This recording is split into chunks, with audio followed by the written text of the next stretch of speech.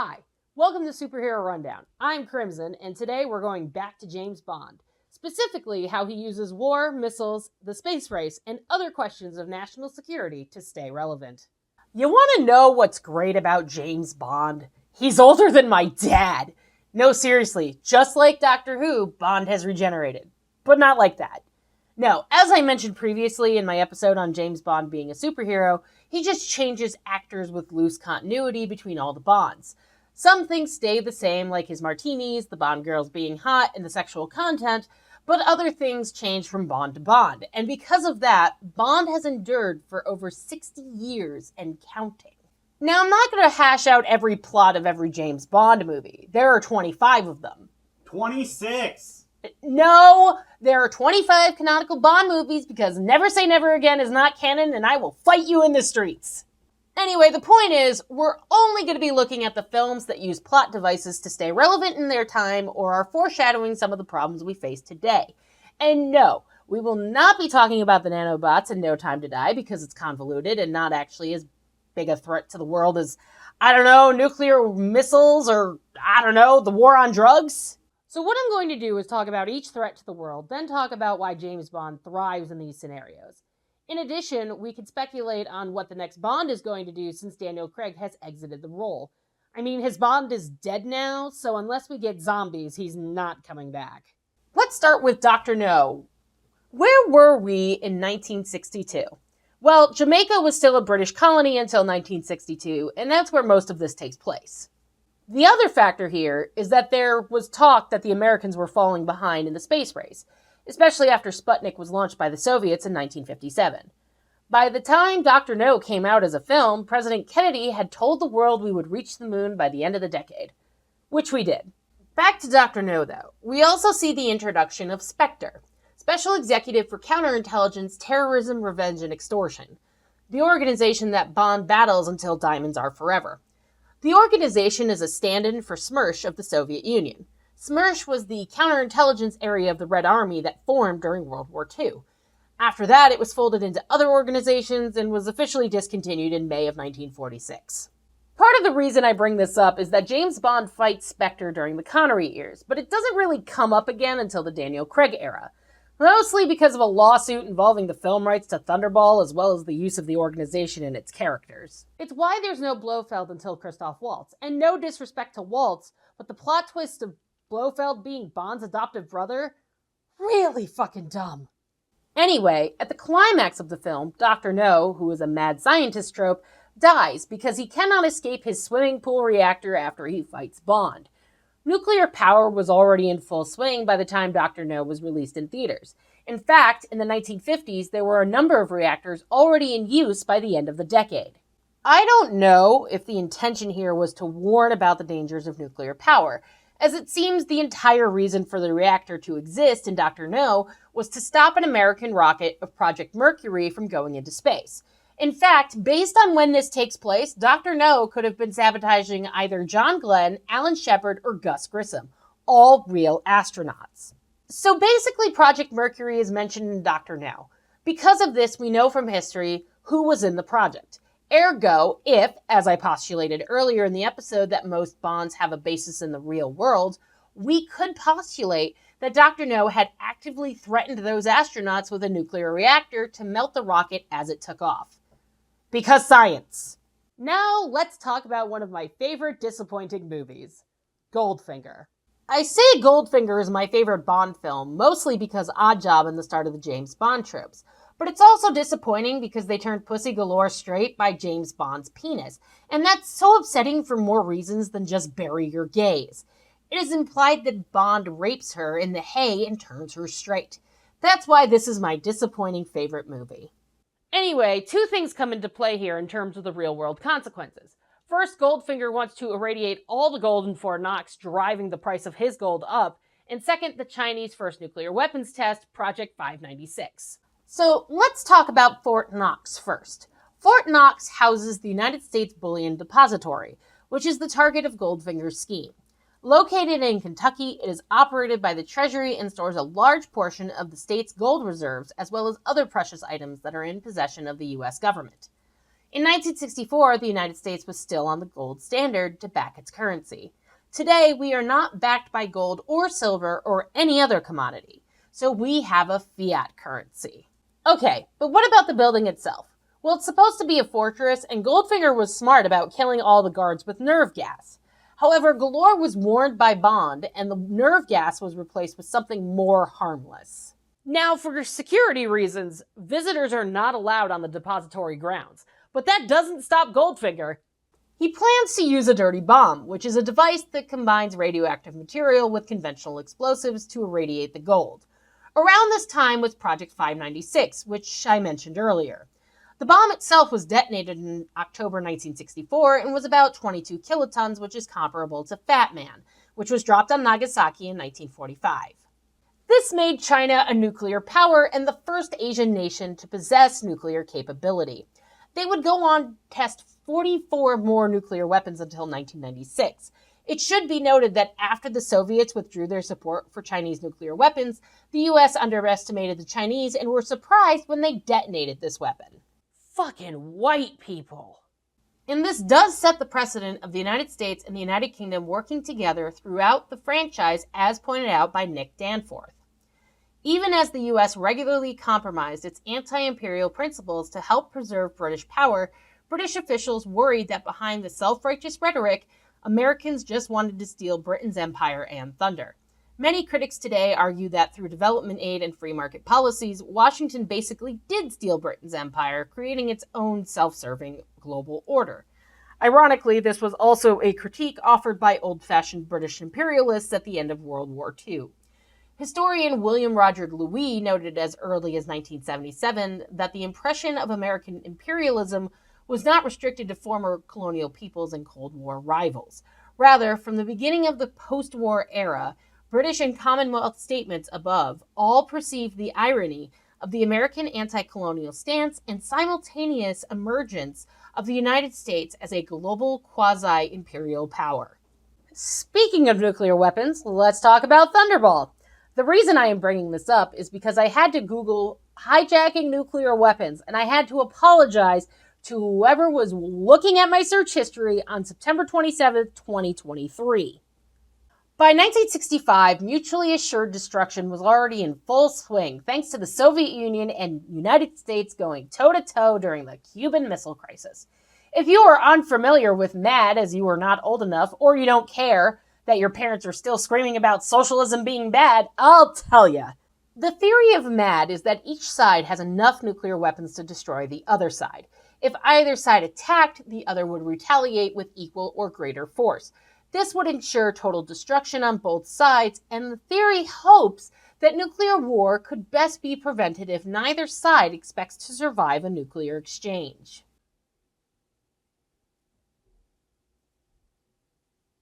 Okay, now, let's talk about You Only Live Twice, the last Connery film I'll be covering in this episode. And no, we don't need to talk about the Yellowface. And frankly, if you don't know why Yellowface is bad, what are you doing here? Now, Jupiter 16 is stolen by Spectre. Jupiter is a stand-in for Project Gemini from the NASA space program in the United States. It took place between the Mercury and Apollo projects running from 1961 to 1966. The objective of the project was to develop space travel techniques so the Apollo mission could land astronauts on the moon. This was also where the US caught up to the Soviet Union in the space race, where they figured out orbital maneuvers for docking and rendezvous with other spacecraft, methods of performing extravehicular activity without tiring, and other things that would help the people who went to the moon. So Spectre stole it to do something with it for nefarious purposes, but was foiled by Bond with the help of ninjas? No, really. Next, we'll take a look at The Spy Who Loved Me, where ballistic missile submarines just fucking vanish for no reason. Because remember, we don't have Spectre anymore thanks to the court case about the film rights of Thunderball. Drew Mono explains that Bond isn't really outside the system, that he's part of the corporate state. But Bond isn't the only one. Spectre is also part of the corporate state. They are two sides of the same coin. In the end, Bond does not really destroy the corporate state itself. He himself is part of the corporate state, as represented by the British Secret Service, and at the end of each adventure, he returns to assume his proper place within that organization. Spectre's downfall in the Bond films should not be mistakenly interpreted as a flat rejection of the concept of the corporate state. The structure of both organizations is that of the corporate state. The differences lie not in the structure of the system, but rather in the ultimate objectives and the means employed in attaining those objectives. The thing that separates the Secret Service from Spectre is that the former is intent upon preserving man's basic freedom and human dignity, while the latter is intent upon total domination by whatever inhuman means necessary. Spectre represents not the corporate state itself, but rather what could happen if the corporate state system malfunctioned for some reason.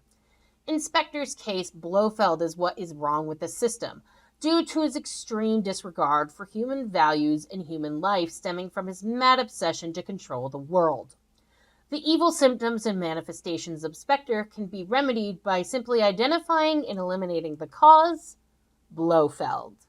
But you say, Crimson, why is the disappearance of a submarine so damn important? In the comments that I won't be reading. This is a ballistic missile submarine which can launch nuclear warheads from anywhere on the planet. They can be fired thousands of miles from their targets, and their systems make them difficult to detect. And of course, we just talked about MAD, so that was a survivable deterrent for a nuclear strike and a key factor in the theory that we talked about. Bond would have to go recover submarines with nuclear capabilities. I mean, it sure does help that he's working with a Soviet to recover them, because there are both a British and a Russian sub missing. In 1977, Leo Brezhnev was the leader of the Soviet Union. There was stagnation, but at least they were still a world superpower thanks to their nuclear arsenal. There was also an easing of tensions in the late 1970s. But enough about the planet, let's talk about space and Moonraker. In the film, Roger Moore's Bond has to deal with a space shuttle being hijacked despite the space shuttle program not being active until 1981. Awkward! Bond faces off against Hugo Drax, the owner of the shuttle's manufacturing firm and the guy who stole the shuttle.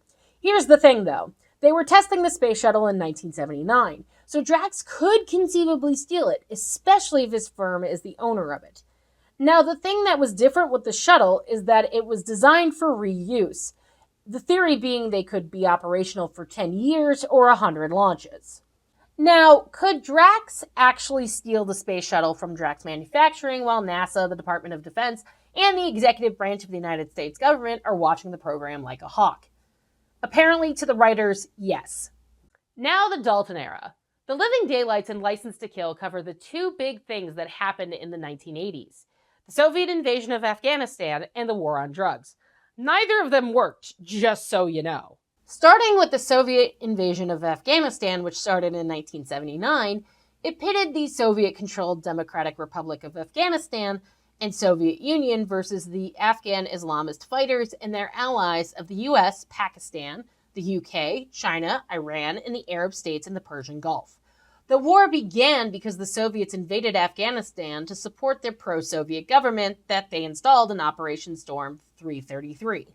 In response, the international community imposed sanctions, and by the mid-1980s, the Soviet military presence had increased their troops and the fighting intensified.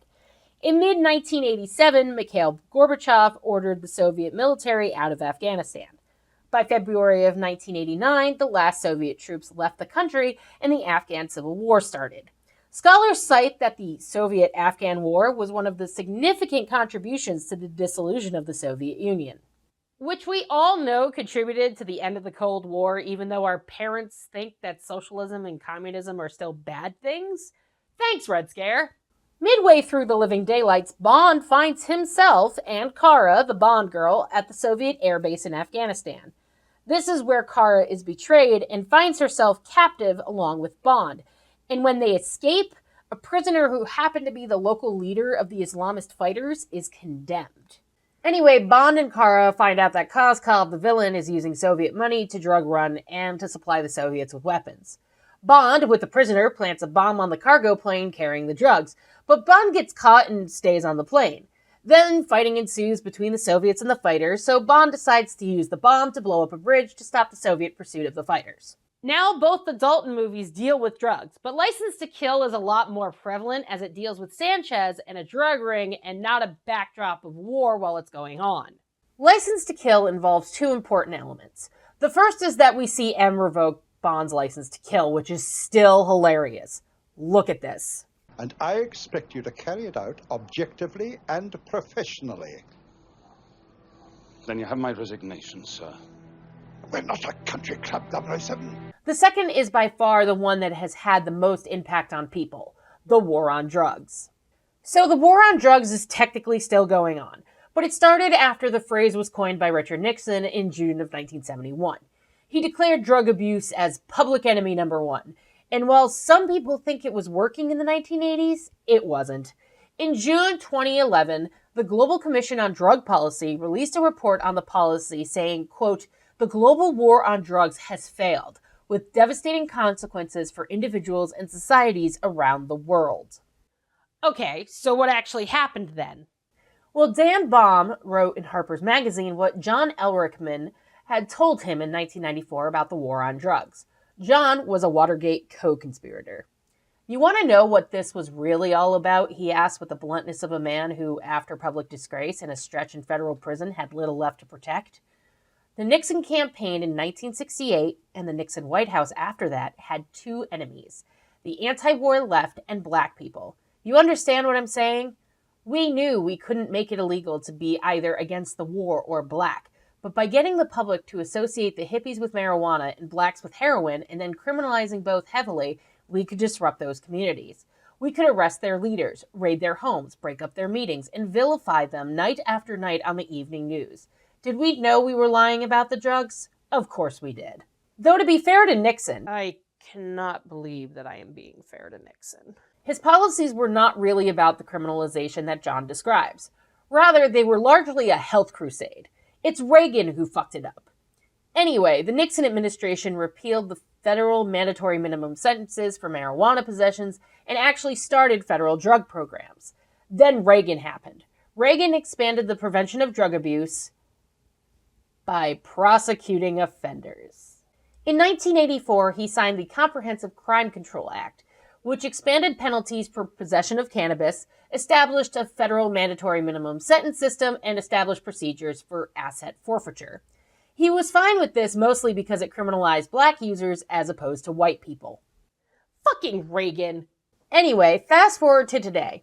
We have legal cannabis in some states, but there's still a lot of work to do, as the ACLU points out that African Americans are 3 times more likely to be apprehended despite nearly identical usage rates, and that marijuana violations account for more than half the drug arrests across the country in the 2000s. Where does this leave Bond? Well, after Felix Leiter is killed by Sanchez's henchmen, Bond has a personal vendetta that can easily compromise Her Majesty's government. But he gives no fucks and pursues Sanchez, even getting into his inner circle. Sanchez is a drug lord, and he pushes narcotics because he's evil or something. He beats Sanchez and lights him on fire with Leiter's lighter. I'm a funny person. Shut up. GoldenEye, which is the best game on the N64 and stars my first Bond, Pierce Brosnan, has a few interesting real-world implications. The Eurocopter Tiger helicopter and the nuclear electromagnetic pulse. Let's start with the helicopter. First of all, it didn't enter service until 2003, which is a problem since GoldenEye took place in 1995. They explain it away as being a prototype. Anyway, the copter is a 4-blade, twin-engine attack helicopter.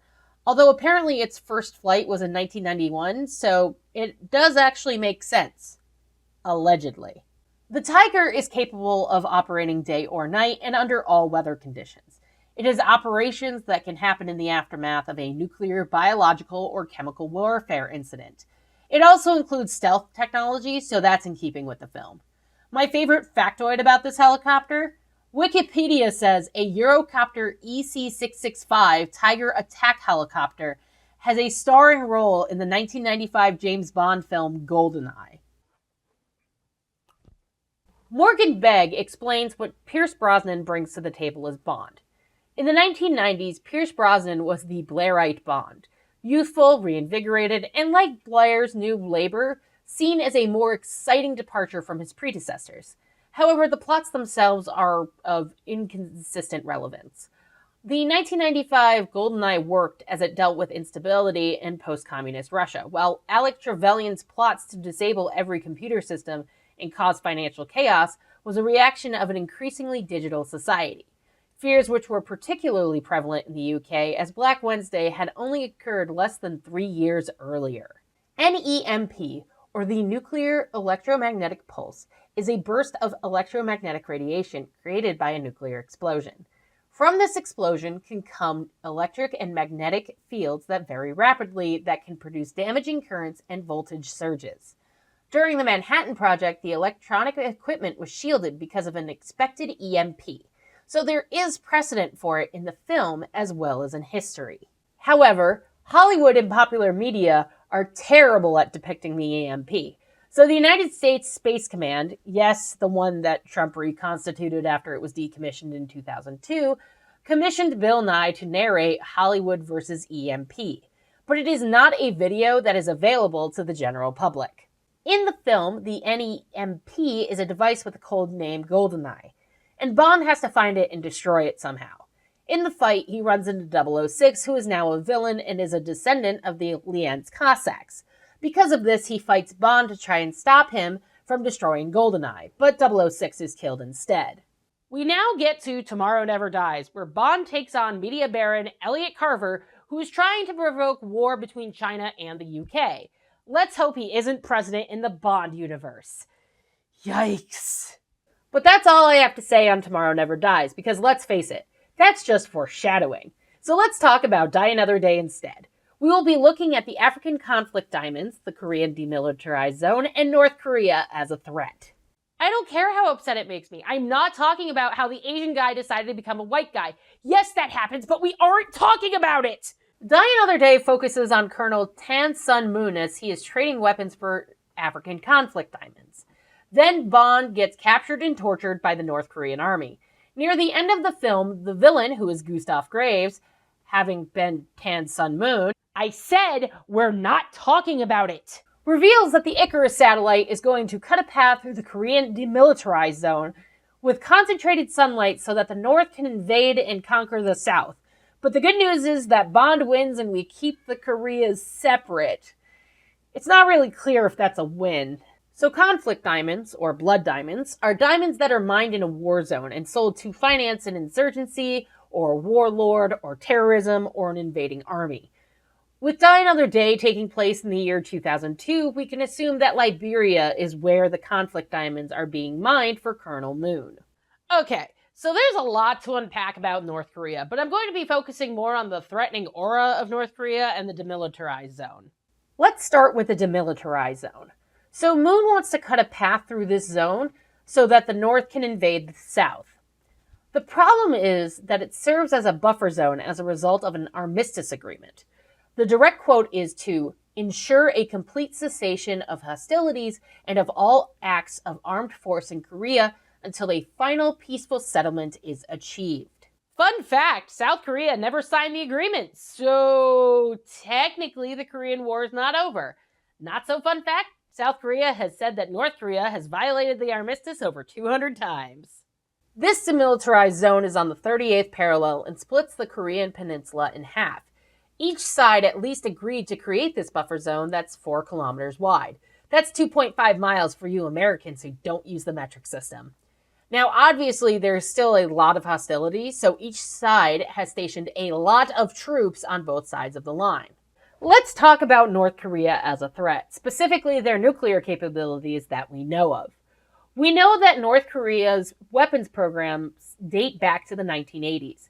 Anyway, there was some back and forth in the 90s, which is neither here nor there, but in 2003, they withdrew from the Nuclear Non-Proliferation Treaty, and in 2005, they admitted they had weapons, but they had vowed to close the nuclear program. Spoiler, they didn't. Throughout the 2000s and 2010s, they launched a number of tests and missiles, much to the dismay of Japan and the United States. Until 2022, the North Koreans' stated policy was that nuclear weapons would never be used or abused as a means of a preemptive strike.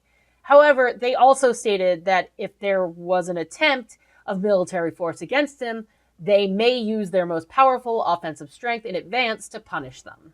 But this changed in 2022.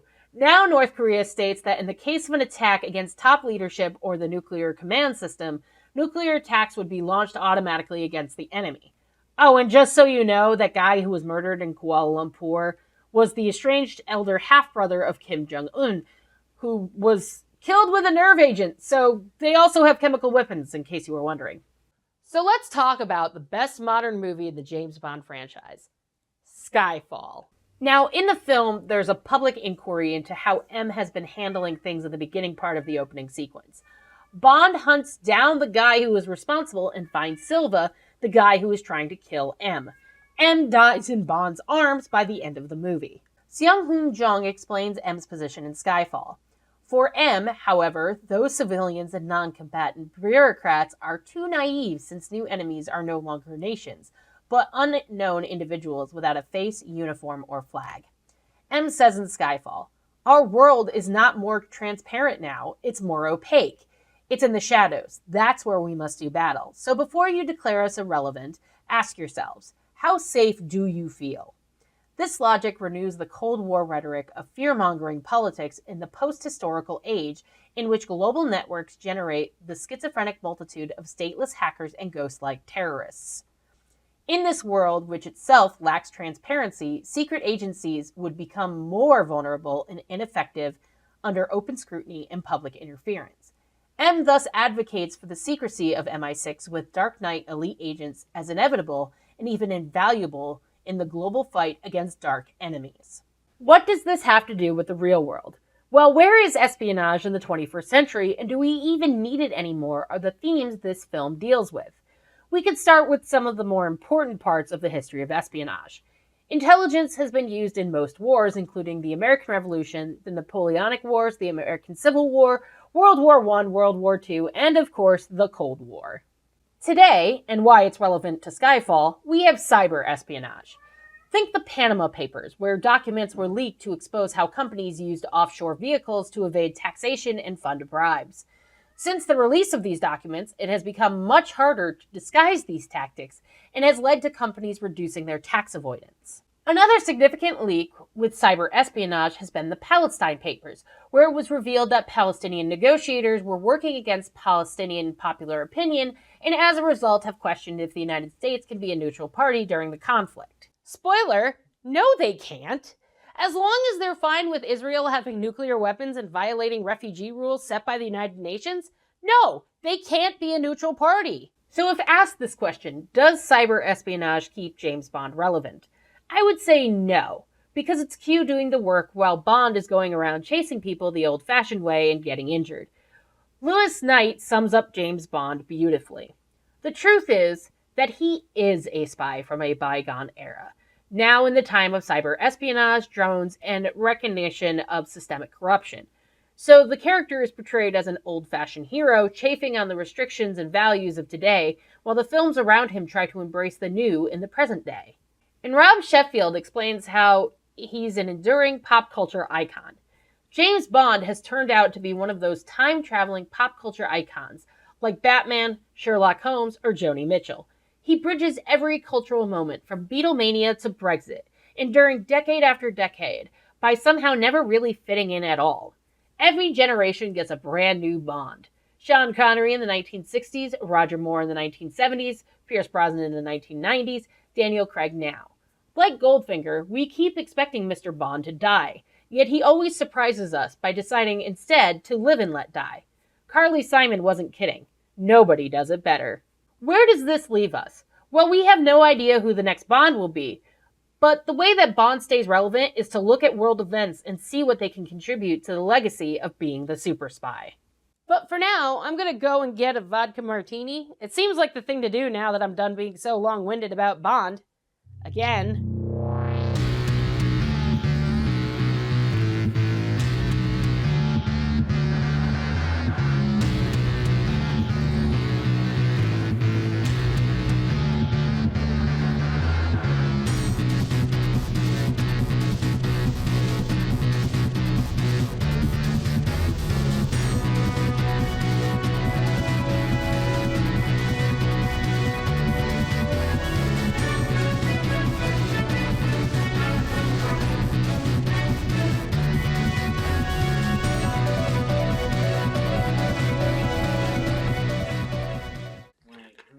white people, right, Echo?